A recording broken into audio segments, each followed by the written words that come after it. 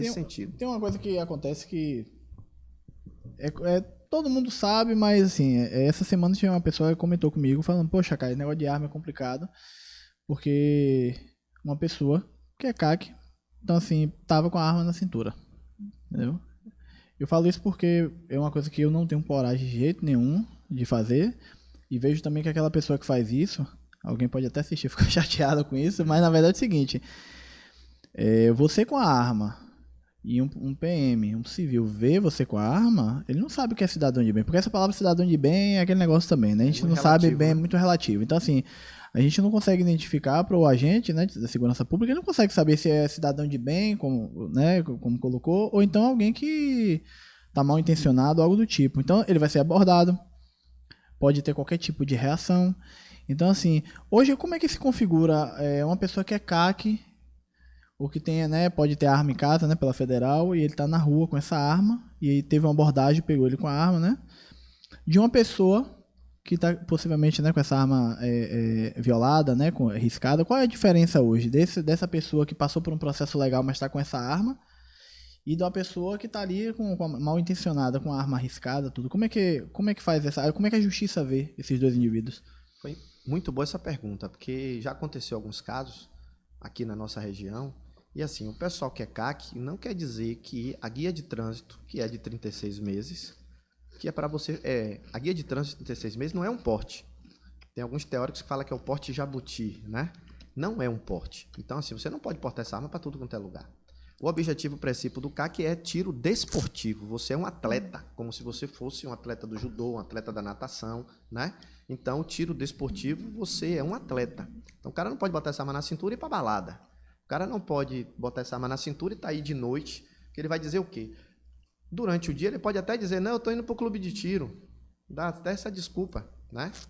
Mas, dependendo do local que ele esteja, vamos ver que realmente é mentira. Ou então, à noite, como é que vai pro clube de tiro à noite? Que em Valença, o nosso clube não funciona à noite. Não tem na região clube que funciona à noite. Então, assim, essa pessoa, ela vai ser conduzida para a delegacia, né?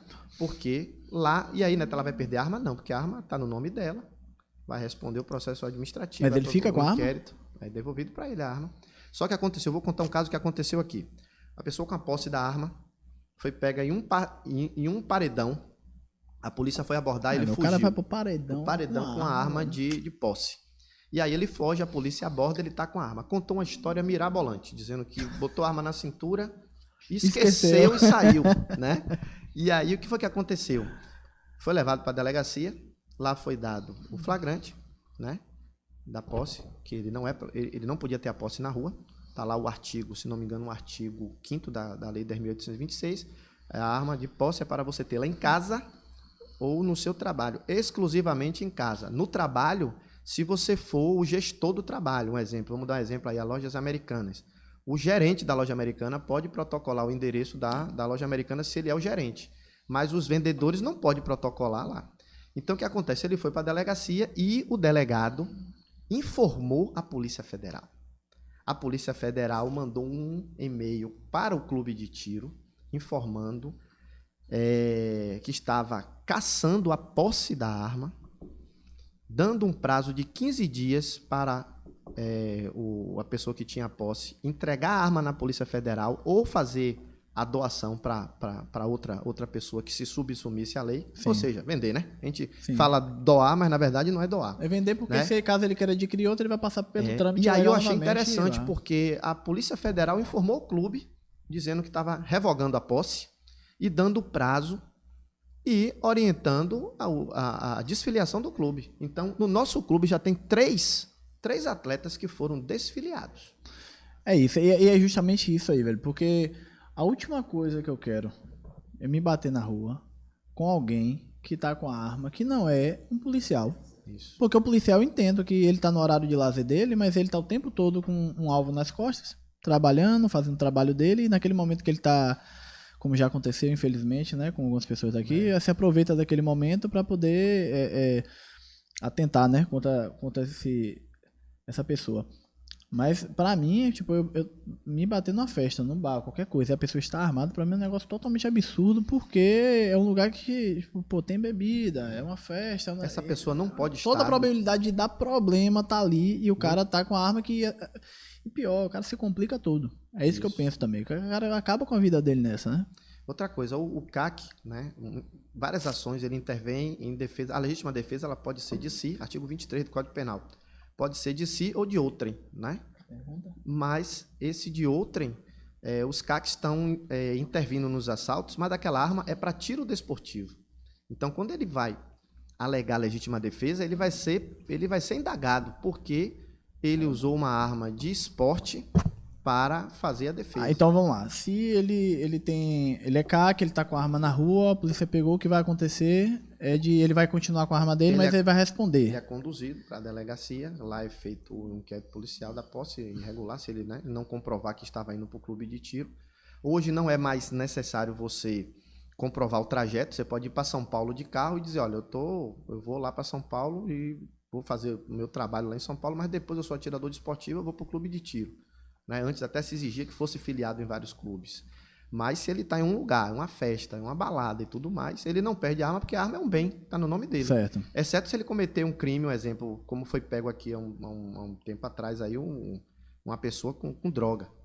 E aí automaticamente essa arma foi para o inquérito policial, foi para a perícia, está atrelada no inquérito policial e aí essa arma com certeza ele vai perder essa arma. Certo. E outra pessoa que está com a arma, nesse caso, está com a arma riscada, né? Ilegal.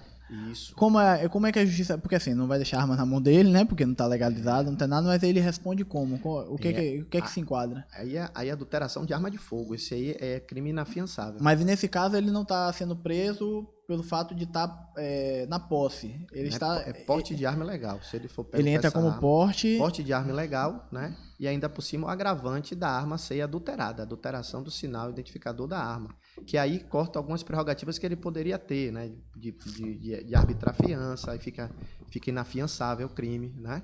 E se for comprovado que a pessoa ele mesmo fez essa adulteração, claro, ele vai dizer que não, né? Que já comprou assim. Mas ele vai responder por porte ilegal de arma agravado pela adulteração de arma de fogo.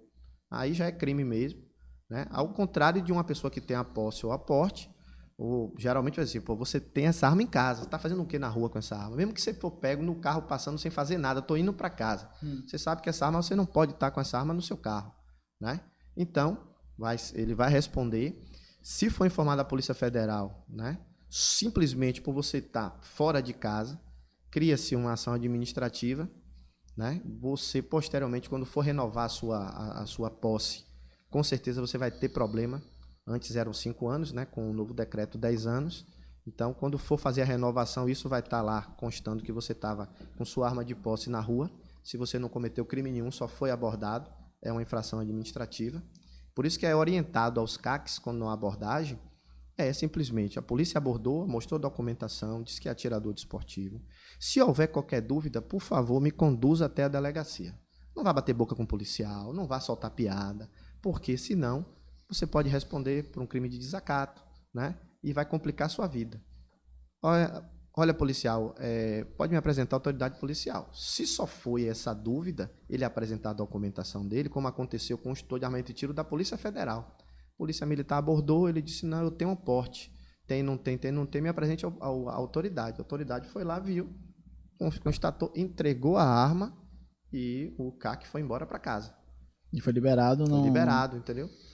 Perfeito. Tem uma pessoa que mandou pergunta aqui, Jefferson Lacerda. Jefinho, mais conhecido como Jefinho. Com a posse de arma, entrou um marginal em sua casa, você revidou e acabou matando. Quais são os possíveis problemas? Então, no caso de invasão, alguém entrou na minha casa, eu atirei.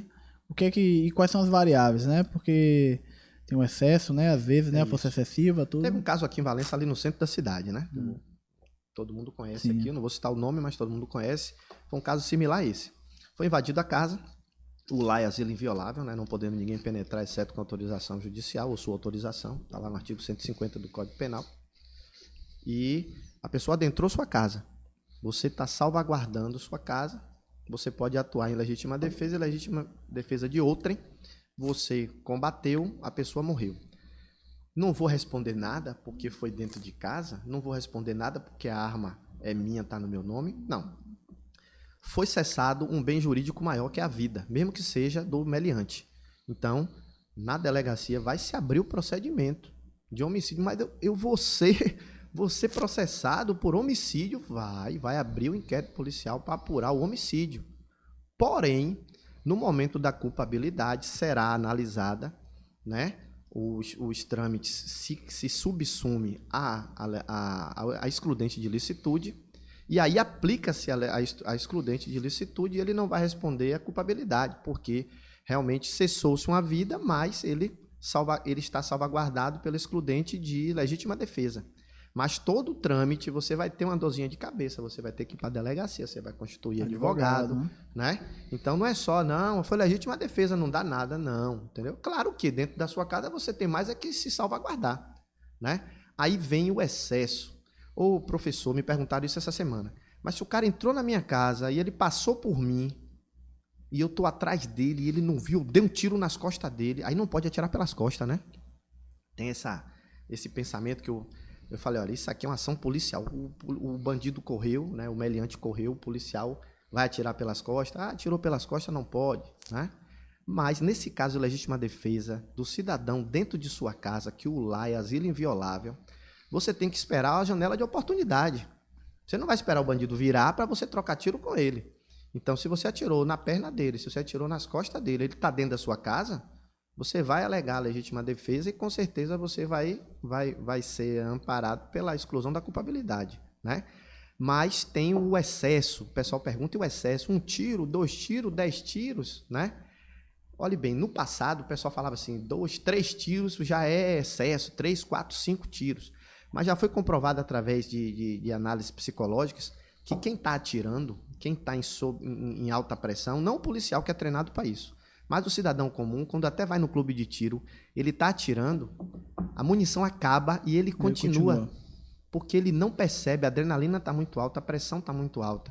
Então, nesse caso de reação, hoje já tem uma vertente que você tem que se defender até cessar a grave ameaça. Vamos dar um exemplo? Se você pega uma pessoa franzina e ela parte para cima de você com uma faca ou com uma outra arma, você pode dar um tiro e cessar a agressão. Mas dependendo da... Quando você avaliar que não representa mais perigo para você, isso, no caso. Dependendo da completude física da pessoa, se a pessoa atirou... Tem vídeos na internet. Sim. O cara deu um tiro, deu já 2, 3, né? de uma mulher, né? Policial. E aí o rapaz veio, ela deu 1, 2, 3, 4, 5. Quando ele foi cair, já foi no 7º, 8º tiro. Isso. Tem uma coisa chamada mentalidade de combate. Se o cara tá com a faca, com um facão na mão, ele parte para cima de você, ele botou na mente dele que ele vai te dar uma facãozada. Então, a última determinação que ele deu pro cérebro foi essa. Então, ele parte para cima. Ele toma 1 tiro, 2 tiros. Se não for na fonte para ele apagar ou para derrubá-lo em algum local, ele vai executar a última ação dele, mesmo que ele tenha sido baleado. Tem um vídeo na internet que eu sugiro a todos dar uma olhadinha, que é os 10 segundos do homem morto. Já ouviu falar? Não. Interessante. O rapaz chega numa loja de departamentos e vai ver a namorada ou é a noiva, que eles terminaram. E aí ele chega na frente da noiva, puxa um revólver. Eu achei até que ele ia atirar na noiva. Ele puxa um revólver, bota a arma no coração e dá um tiro. E ele fica 10 segundos assim, ó. 10 segundos e a noiva gritando e ele até ele desfalecer. A mentalidade dele não foi matá-la. Foi se matar para mostrar a ela que se matou por causa dela. Mas se ele tivesse colocado na mente que ele ia matá-la, esses 10 segundos ele ia executar. Então, o excesso hoje, as teorias, é de você combater até cessar o excesso. As forças de segurança pública, elas respondem, né, pelo excesso, 3, 4 disparos, que hoje também é muito discutido juridicamente. Porque quem está no teatro de operações é que sabe. Sim. Né? Tem pessoas aí que tomam 3, 4, 5 tiros e parte para cima e continua combatendo. Inclusive, tem um caso nos Estados Unidos que o calibre 40 foi mudado do FBI para 40 na época, que era 9mm, por causa disso. Policial federal... Stop Power, né? Stop Power, que dizem que é mito hoje, né? Mas na época, o FBI usava a 9mm e teve um combate do FBI com os bandidos lá, que o bandido tomou o tiro e matou um agente do FBI. E aí começaram a pensar em um calibre que derrubasse, que cessasse a agressão, né? Então, se mudou para 40, levou um tempo, depois o FBI volta para 9mm, dizendo que o stop power não resolve e tudo mais, justamente por isso, porque funciona de forma diversa, dependendo da compleição física de cada pessoa. Não existe um calibre que derrube, né? Pode vir uma pessoa e tomar 10 tiros e continuar. E uma outra pessoa tomar um tiro e desfalecer. Né? Hoje, se a gente parar para comparar, né? Porque teve um número muito grande, né, de pessoas entrando, né, para poder pedindo sua arma, né, fazendo registro tudo certinho. Se a gente pegar um gráfico do aumento da criminalidade, porque o que chega pra gente é esse, que sempre tem aumentado, mas chega de forma geral, né? E também relacionado ao número de pessoas que tem buscado, né? Tem uma arma. Hoje, o número maior de armas tem diminuído realmente o número de crimes relacionados à arma de fogo? Ou não? Segundo as últimas estatísticas, né, de 2020 para cá, foi reduzido o número de homicídios no Brasil. Né? E aí estão atribuindo pelo aumento das pessoas com arma de fogo. Né? E aí outras vertentes dizem que não, que a ação policial foi mais efetiva, né? E também porque teve a pandemia. Né? Tem várias vertentes. Vai depender muito, infelizmente, no Brasil, para a gente conseguir dados sem algum viés político, é difícil. Né? Claro, o viés mais socialista, mais de esquerda, ele vai dizer que não, né? Que esse índice que reduziu foi porque teve pandemia, porque o pessoal não foi muito para a rua e tudo mais. Só que o bandido não respeitou a pandemia. O bandido partiu para cima. E quando o bandido sabe que ele tinha certeza que na sua casa não tinha arma. Aconteceu aqui no Minha Casa Minha Vida, há um tempo atrás, que o pessoal foi lá, invadiu, destelhou a casa e foi matar outra pessoa lá. Por que ele foi lá? Porque ele tinha certeza que a pessoa não tinha arma. Hoje, o bandido ele já pensa duas vezes, ele fica na dúvida, né? Assim, será que eu vou lá e o pessoal está armado também para revidar? Antes não, antes ele tinha certeza, porque a arma foi tirada através do Estatuto de Desarmamento, tirada da mão do cidadão de bem, e não teve como desarmar o pessoal que estava envolvido com criminalidade. Né? Então, existem vários dados, mas que realmente foi reduzido o número de homicídios no Brasil, né? Realmente foi, e coincidiu justamente com essa liberação da aquisição de arma, de posse de arma, né, de fogo.